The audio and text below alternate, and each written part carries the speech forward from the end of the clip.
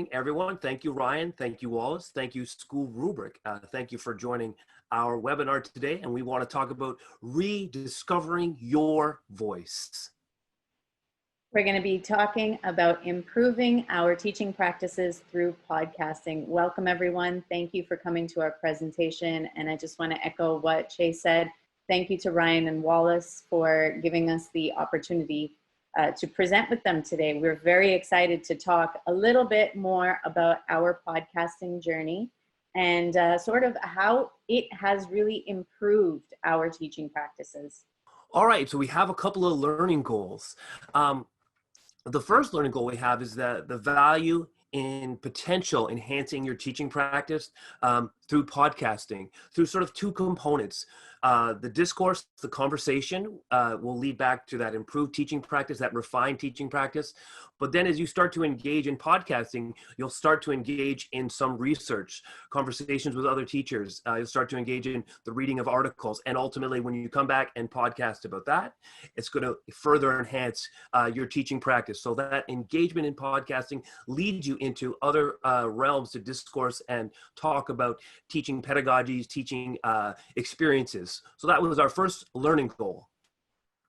Following that, another thing that sort of inadvertently happened when we started our podcasting journey was we started meeting a lot of people. And this was very interesting to us because this is not something that we thought was going to happen. But as we sort of delved a little bit deeper into EduTwitter, or the educational platforms and handles on Twitter, we started building a very, very diverse professional learning network. And that has really helped us to grow and to meet new people. We've met a lot of other podcasters and a lot of other people that are sharing their voice in many different ways. And so it has been really great for us to build our network. Many of our esteemed network members are here with us today, and they have been huge supports. And this is something that just sort of happens as you delve a little bit deeper into podcasting.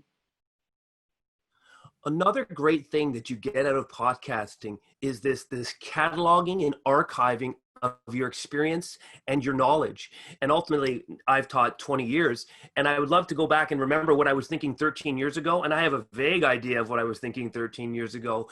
But one of the values of podcasting and documenting and archiving your thought process and your learning is that it's always available to you. It's always a resource at hand.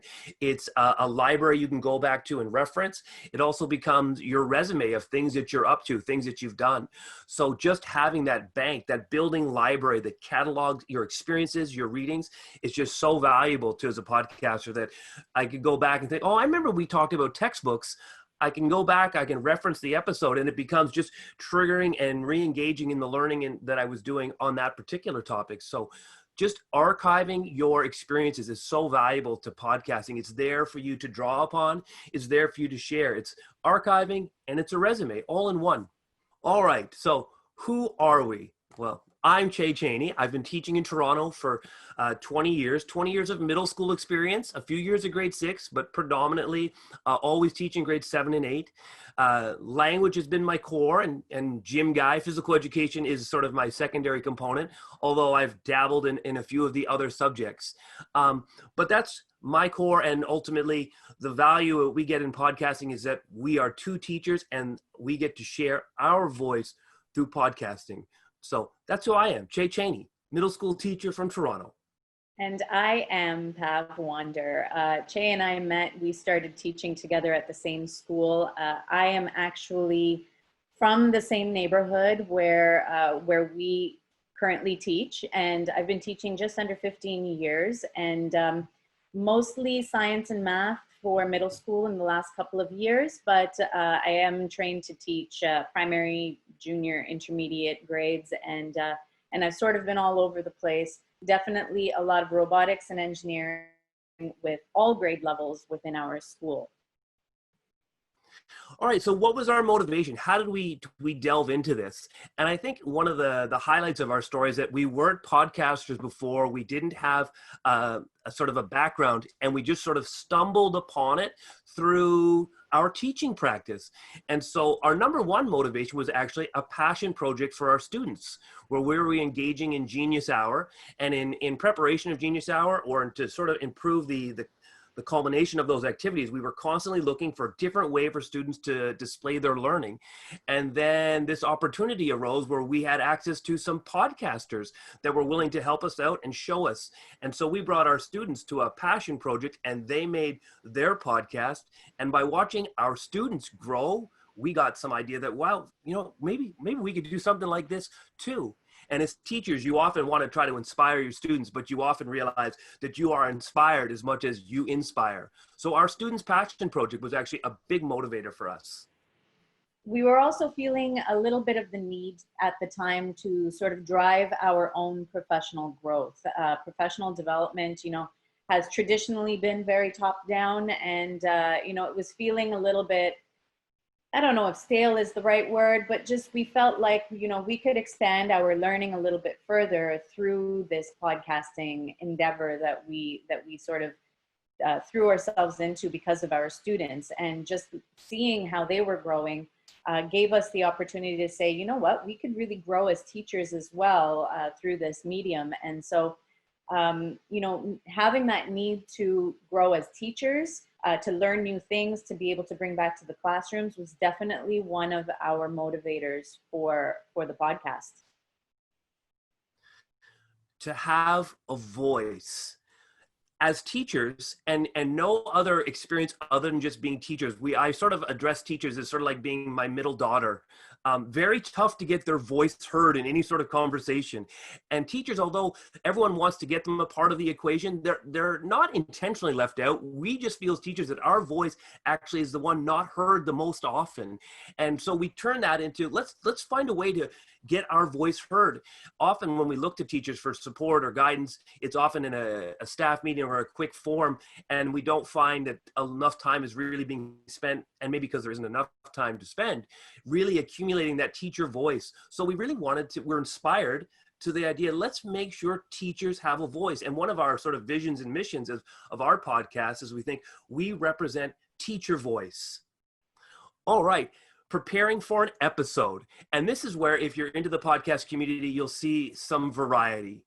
And so how do Pav and I prepare for our episodes? We like our episodes to be very raw and authentic, real time. So before school closure, we spent Friday night at school recording our episode. We wanted something nice, raw, real time, something that was happening during the day. So when it came back to our previous slide, talking about how it reflects where we were, our podcast is really fixated on the here and the now. So when I go back to it, I can say, this is how I felt mid-year 2020 when we were engaged in these type of activities. So we really thrived on the idea that we wanted something real time, real reflection. So it's something that is really, really authentic. And in terms of preparation, we don't really do a whole lot. We take a few jot notes independently. And I emphasize independently, because I try to look over and see what Chey has written down, but he won't let me look. So we sort of kind of make our own notes and have our own perspectives written down, which used to make me very nervous because I didn't know what he was going to talk about. But as we started to podcast more and more, this actually became something very helpful for us, because we were then able to engage in a lot of authentic conversation right within that podcast recording. So as nervous as it sometimes makes you feel, well, I'm not really prepared, it really helps to drive the conversation when we are actually talking about the topic. So we jot down a few things that we might want to talk about that particular topic, and then we just go. We just start the recording, and we just have a conversation. We offer our commentary, we reflect, and then that's it. I think, Pav, one, you'll never catch me saying that I wasn't prepared. Straight face. I kept that straight face. But yes, part of the reluctance to podcast is sometimes feel you have to have everything scripted, and that's a fine way to do your podcast.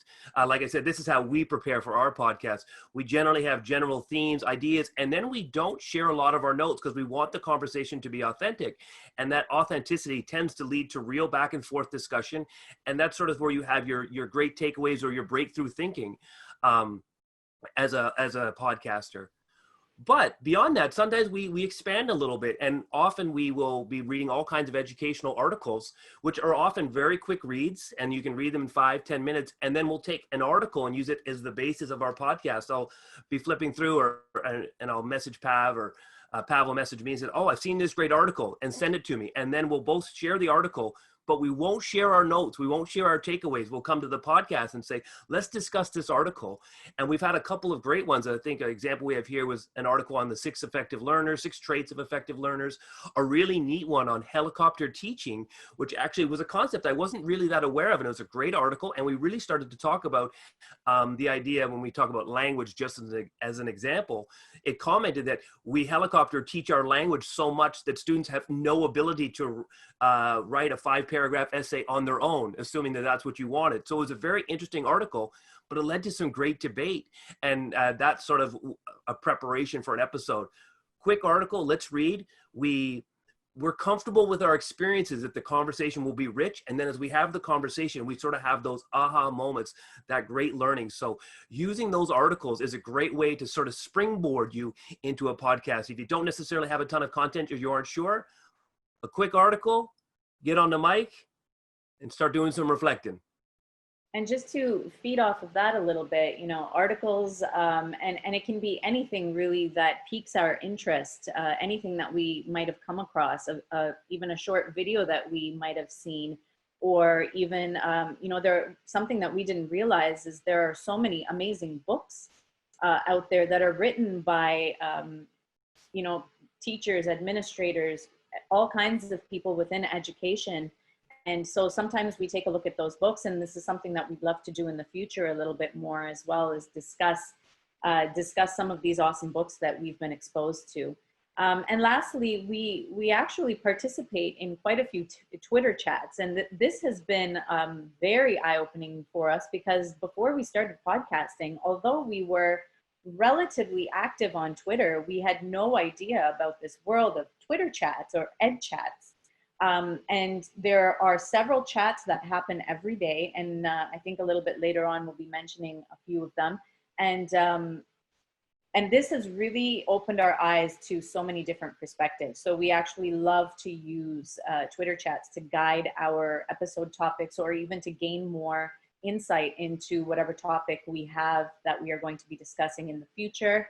And then, it's all about perspective and voice, and, the voice that is so often hard to hear from people, especially when we're all over the world. So I think that the Twitter chats really help to put those things together for us.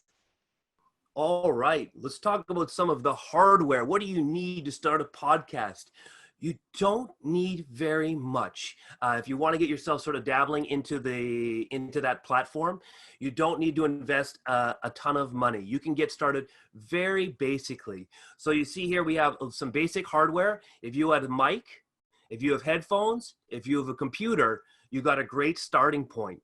As long as you have those basic essential items, and then we'll give you a few tips on how you sort of would set up your space, you can really get a great podcast with a great sound with just a little investment of some basics. And in the remote learning world, you probably have all this stuff already these days.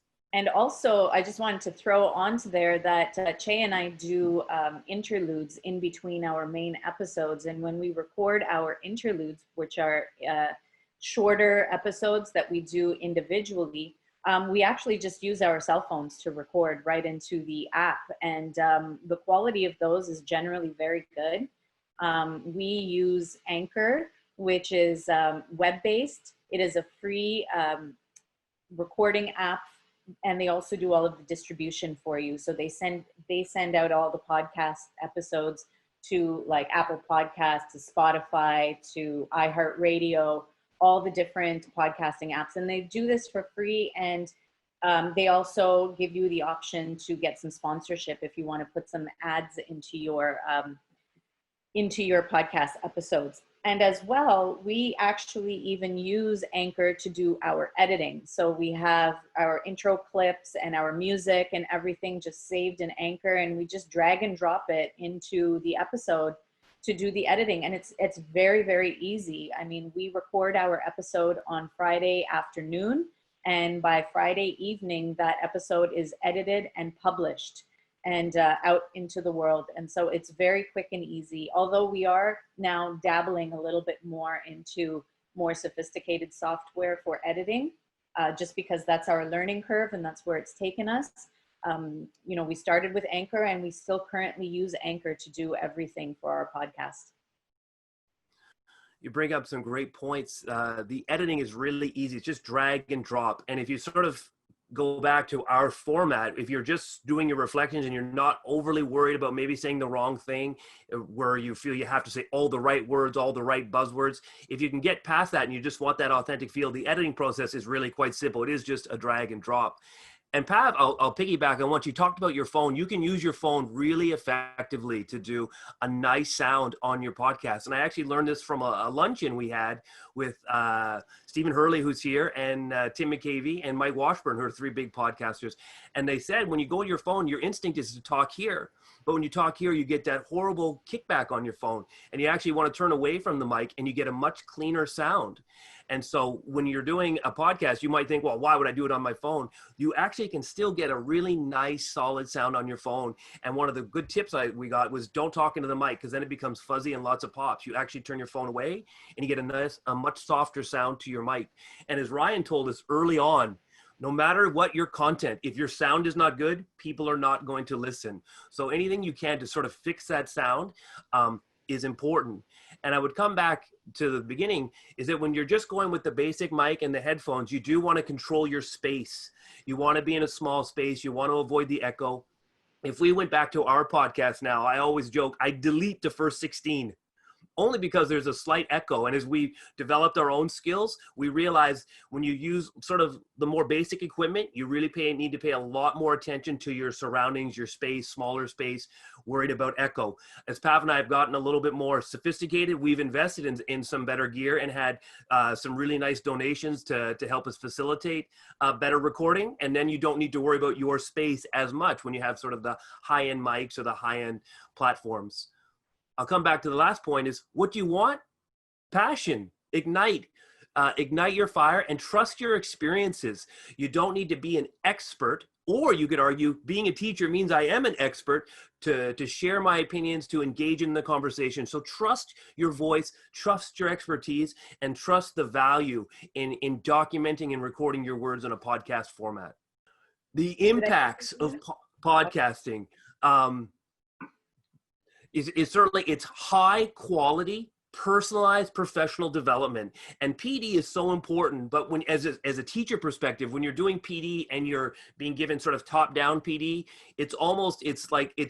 you're hoping that it resonates with every staff member. But when you can inspire your staff, or as a teacher, you're inspired to direct your own PD, that tends to be the highest level of impact. So if I gave my example of Pav and I going back to an article, we find an article, we dive deep into it, we discuss it, we have the podcast, we reflect, and ultimately that's where we have the growth, that's where we have the aha moment, that's where we have the validation of what we read is actually impactful, and that comes right back to our teaching. So it's that podcasting is truly high quality, personalized professional development. And we sort of touched on this a little bit earlier as well, building that vast professional learning community. We have this huge sounding board now that we can go to on a daily basis to sort of talk about some of the things that we are learning, to learn further, to just kind of share our ideas. And many of these people that have been in our professional learning community have become extremely close friends to us as well. And so it's been a very enlightening experience for us, and it's been so very lovely to have all of these people, and they're from all walks of life and all corners of the world, and we've been able to talk to each other as if, you know, we are friends and colleagues and family even. And you know, and it's not always just about teaching. Sometimes we talk about personal things, and it's been really nice to have that community there for you, to learn and grow from, and just to have there at your side. It has been great to get to know Wallace. And I'll just piggy that on a little bit, Ryan. You know, I'm only joking. It's been great to I'll piggyback on that. It opened the door to so much. You don't need to be nervous in the sense that I'm not going to have a great podcast. Pav and I think we have a really good podcast, but there are lots of great podcasts out there. The community is warm and inviting and accepting. And we put just a couple examples there.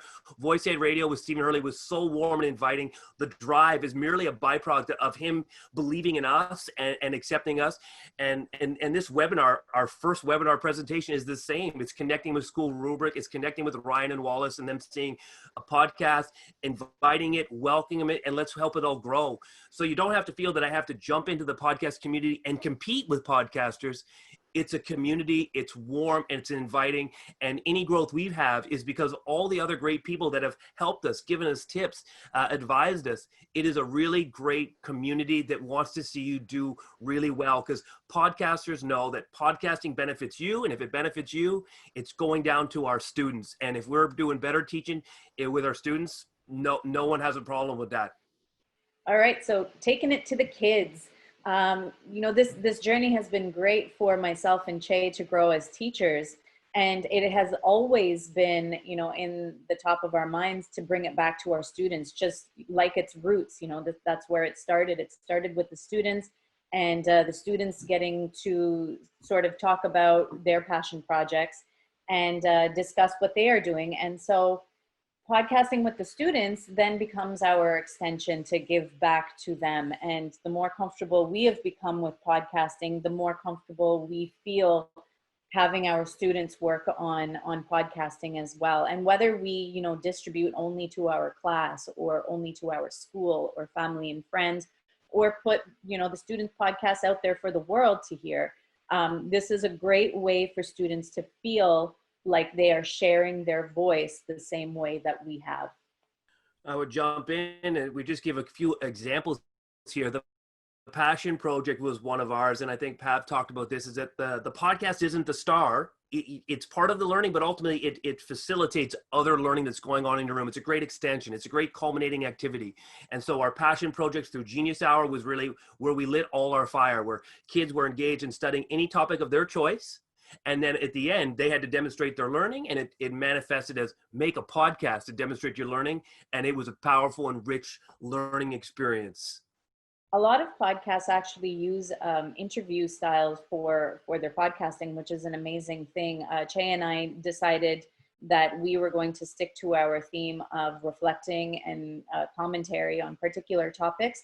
So we don't necessarily do interviews for our podcast, but we do feature a segment within the podcast called 3 Enlightened Minutes, where we have an educator from anywhere in the world that highlights a particular initiative that they might be working on or feel passionate about. And so that is a segment that we have. It started off as 3 Enlightened Minutes. It's more so become 6 or 7 Enlightened Minutes, which is great because we get to hear you know, something that a teacher is working on or administrator is working on somewhere, and it gets to highlight what they are doing. But to bring it back to with students, this is a great way to host like a talk radio show where students interview each others. They might have particular guests that they want to have bring on to their podcast. And so that's a really great thing for them to be able to do as well. Just jump in on that. Literature circles, book talks. It's sort of the idea where you're exploring an article where Pav and I will debate. Again, it's something very easily brought to the students where you're doing a novel study or reading circles. This is a way for them to have their conversation. And the key to doing the podcast is that it becomes, Pav, I'll jump onto the red one on you and you can give me cut eye later for taking yours. But it becomes, it archives and it chronicles their learning. It's their portfolio now. And so now you have a portfolio of the students' work through the podcast. podcast. And so ultimately when we are teaching and we take lots of anecdotal notes and we do things, lots of observations, now we have the observations, the anecdotes that we've sort of drawn upon, you have it archived, you have that portfolio, and that student podcast is really great for that. Later in the discussion, we could really point you into some directions to some podcasts that are really student-driven podcasts. Like I said, Pav and I don't use it. We're not a student-driven podcast, but there are some great podcasters out there that really have some great stuff that their students are doing. Good, Pav? Move on to the next one? Yep, we're good. Oh. Just, Chey, I'll let you talk about this because you're the... I can't even talk. I'm just looking at it. Just look at it.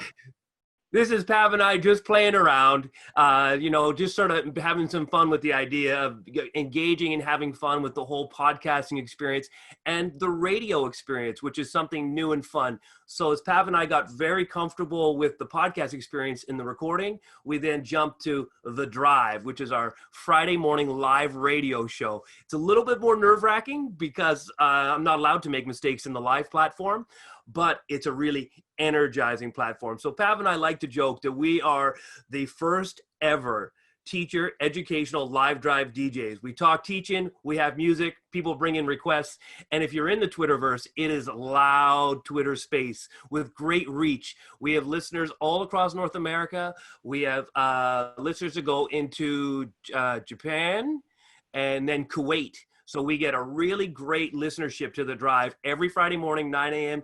Eastern time on Voice Ed Radio. And that's that. You're going to have to move that slide, right? Because I'm just going to keep staring at it. Yeah, That's some of my best photo editing work right there, because that's not really a magazine. I just made that up on my phone. All right, so we are just about ready for our swag bag or takeaways from here. So, what are some of the things that we can take away from this presentation from today? Focus on your voice. We all have a voice, and, you may not think that you want to share your voice, but, you can write down your voice, you can podcast your voice, you can use, audio blogs, or you could even use blogs and post them on YouTube. But everyone's got a voice. We all have the ability to reflect on what we're doing. It makes us better educators. I think in my opinion, it makes us better humans to reflect on ourselves. And it's a great way to just, get your voices out there and get your voices heard. And it's a great way to reflect, I think. So, and we need very little equipment to get started. Use your cell phone. It's a web-based app that you can use to start podcasting, since that is the focus of our presentation. But there are lots of different ways to share your voice. Learning from others.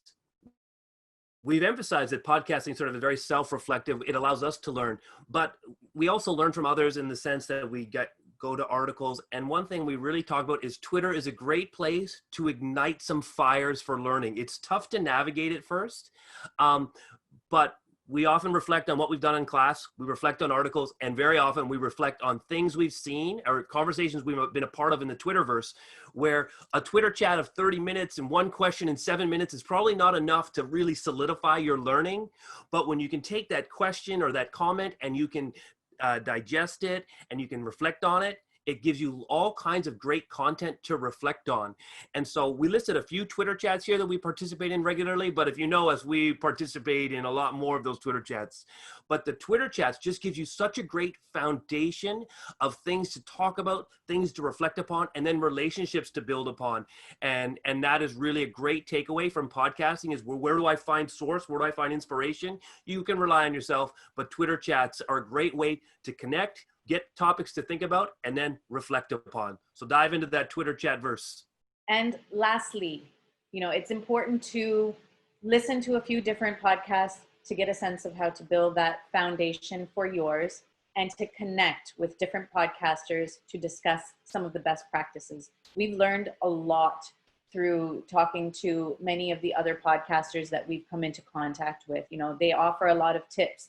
They offer a lot of insight on how to make your podcast better. So this becomes very helpful to you as a podcaster as well.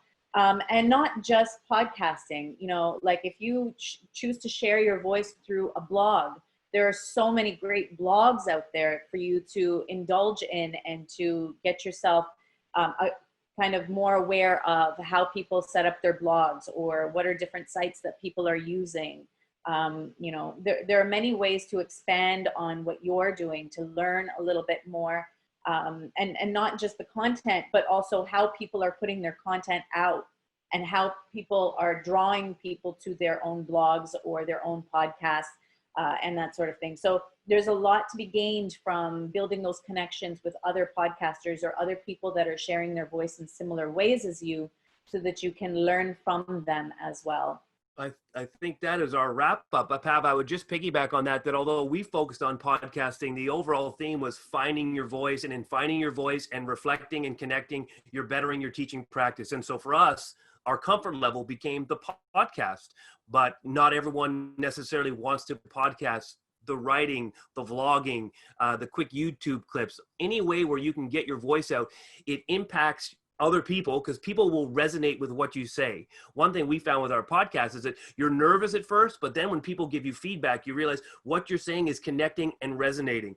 And for us, it was the podcast, but it can be a blog, it can be a vlog. Any way that you get your voice out into the platform, it's good for you, it's good for other people, because it will just ignite conversations and it will ignite learning.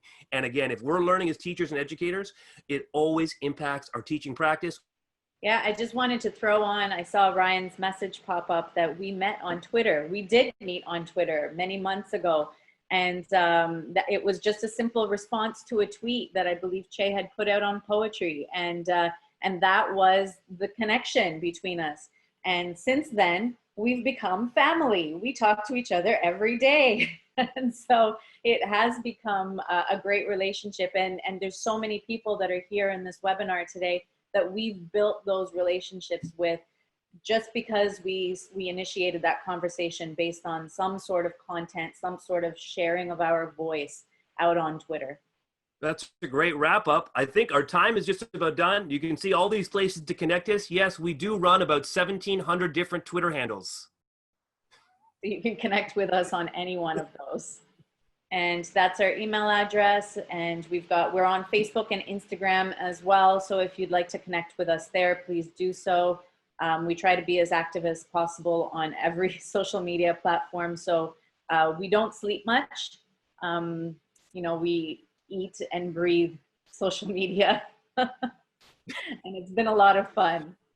But you know what, with all that social media, if you have a question, if you've been inspired, ask us. We would love to get you started. We would love to guide you through some more things, or we can direct you to people that can really guide you in all kinds of expertise, because we are certainly becoming experienced, but there are lots of great experienced people and lots of really experienced people in that chat down below. So reach out. We would love to help you get started on your podcast journey 100%.